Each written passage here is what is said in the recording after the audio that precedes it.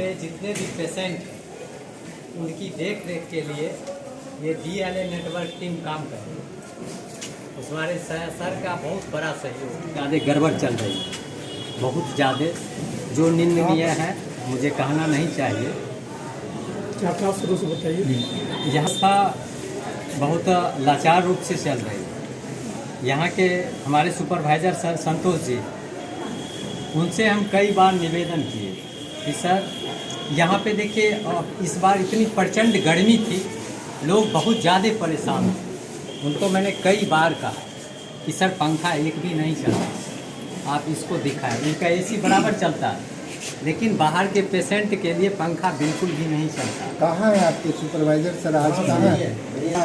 मैं हूँ अनुपस्थित। अच्छा, क्या बताइए। दूसरी बात है कि हम लोग टीम में आपस में बात करके सर के पास एक और आवेदन दिया था कि मेरे यहाँ छोटा सा एक बोर्ड होना चाहिए कि सिर्फ नंबर, मैं अपना प्रचार नहीं कर रहा, सिर्फ एक नंबर, ताकि मैं पेशेंट की मदद कर सकूँ। मैंने वहाँ पे लगाया था, सर के आदेशानुसार हटा दिया गया। मैंने उसको भी हटाया, फिर उन्होंने बताया कि नहीं, आप मीटिंग करके आप मुझे दें। उसको भी मैंने दिया, लगभग 4 महीना सर के पास रखा रहा। मैंने कोई रिप्लाई नहीं देखा। फिर सर से बात की तो फिर उन्होंने वही बात दोहराया कि आप लोग टीम बैठक, बोर्ड बैठक करें। मैं रात के 12 बजे 1 बजे जब भी किसी पेशेंट का फ़ोन आता, मैं आकर के सदर में उनका इलाज करवाता हूँ, डिलीवरी तक करवाता हूँ। लेकिन तभी उनकी मैं मदद कर पाऊँगा जब मेरे पास उनका संपर्क रहेगा। ना उनसे संपर्क जुड़ने का यहाँ मुझे साधन मिल पाता है, और एकाएक खुदा न खास्ते हम कहीं रह जाए, एकाएक पेशेंट फ़ोन करे, हम नहीं आ पाएंगे। यहाँ तो डॉक्टर साहब डायरेक्ट लिख देते हैं पटना रेफर। जो HIV पेशेंट हैं उनके लिए वो दिक्कत वाली बात हो जाती है। जब हमारे सिविल सर्जन महोदय ने यहाँ व्यवस्था कर दिया है तो फिर क्या दिक्कत है। हमारे ख्याल से अभी अपने बेगूसराय में मात्र 10% एड्स के बीमारी होंगे, बाद बाकी सब HIV के बीमारी नहीं चल रहा है, जो आपके शब्द थे, जो आपने। दूसरा आपने कहा कि जो यहाँ पेशेंट आते हैं, हम लोगों का किसी का नंबर पेशेंट को नहीं के पास नहीं रहता है, ना पेशेंट का रहता है। तो जो पोस्ट यहाँ करने का काम होता है एड्स के मरीजों का, तो उनको लगता है यहाँ पर नहीं सर से 10 मिनट और भी टाइम है सर, 10 टाइम इम्पोर्टेंट है हमारे। तीसरा भी कोई है इनका? पहले ये महत्वपूर्ण नहीं है, ये अत्यंत महत्वपूर्ण है। ये एड्स के मरीज यहाँ पे, और दूसरी बात है और ब्लड के कांटेक्ट से ये होता है। ब्लड और सर का जो एक्सपेरिमेंट था बहुत अच्छा था कि, और दूसरी बेसिक इंफ्रास्ट्रक्चरल जो इन लोगों ने बताया कि पंखा क्यों नहीं चल रहा है, या साफ सफाई प्रॉपर क्यों नहीं है। कभी यहाँ पे पूरा सैनिटाइजेशन तो वैसे पूरे हॉस्पिटल का होना चाहिए एकदम होते हैं, और ये रेगुलर है, वो डेली का भी नहीं है। ये तो मल्टीपल टाइम्स आपका ये होते रहना चाहिए। और ये सर अस्पताल प्रबंधन डेली करता है इसको, करता है। लेकिन देखिए, जैसे अभी हम भी आए हैं तो लगा नहीं कि जख्मी हो जाए और ब्लड का कांटेक्ट हो जाए दोनों में, तो नाहक में हो जाएगा, होता ही है ऐसे। तो ये इसलिए इसको अति संवेदनशील मानते हुए इस गंभीरता से लीजिए और लेना चाहिए। प्रबंधन में यदि किसी प्रकार की आपको दिक्कत है, आपको सहयोग यदि नहीं मिल रहा है तो सर कोई हाँ नहीं, आप निश्चित रूप से क्योंकि हमारी सरकार ने किसी प्रकार की कमी नहीं छोड़ी। यदि आपको किसी प्रकार का सहयोग नहीं मिलता है, आपके जो CS के स्तर है या आपके जो और अधिकारी उस स्तर पे नहीं मिलता और इन मूलभूत सुविधाओं के लिए नहीं मिलता है, तो निश्चित रूप से आप बताइए और फिर उस पर एक्शन होगा, कार्रवाई भी कड़ी हो।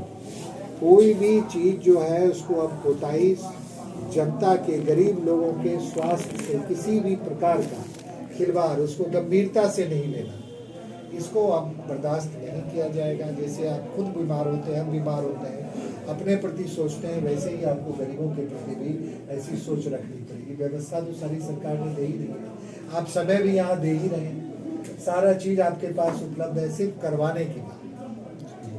हर चीज़ के लिए आपके साथ कर्मी मौजूद है, खाली उनको अपनी जिम्मेदारी का एहसास सिर्फ हो जाएगा कि हमको ये काम करना है, वो आपको करवाना चाहिए। हमको लगता है सैनिटाइजेशन का कुछ शेड्यूल होगा, आपका प्रोटोकॉल होगा, कितने मिनट्स पे होना चाहिए हर वो के मन में जो जागरूकता होनी चाहिए लोगों की। एड्स क्या है, ये कैसी बीमारी है, ये क्या छुआछूत की बीमारी है, इसका संक्रमण कैसे होता है, इन चीज़ों के बारे में हमने तो बता दिया आपको। शिकायतें यही मिली हैं कि यहाँ पे जो मूलभूत सुविधाएं जैसे पंखा वगैरह है वो खराब स्थिति में है, नहीं चलता है।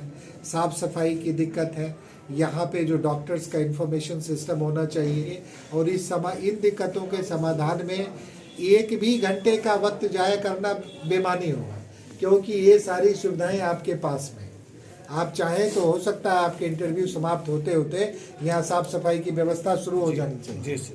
ये आपके पास वो सारा रिसोर्स सरकार ने दे रखा है। तो ये सारी चीज़ें हैं। ये सिर्फ एक वर्क कल्चर में, आपको एक पर्टिकुलर वर्क कल्चर में आने की ज़रूरत है।